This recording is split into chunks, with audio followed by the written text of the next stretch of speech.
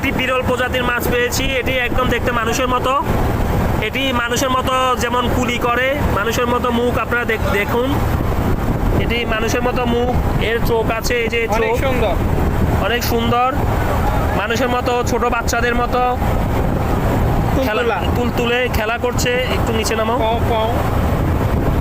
খেলা করছে তুলে, মানুষের মতো মুখ, এই ছোট বাচ্চাদের মতন মুখ। এই যে দেখেন চোখ দিয়ে পানি বের করছে। দেখি প্যাট দেখি, খুব দুষ্ট, খুবই দুষ্ট। এর পিছনের লেজ দেখুন, পিছনের লেজ দেখুন, প্যাট দেখো, প্যাট।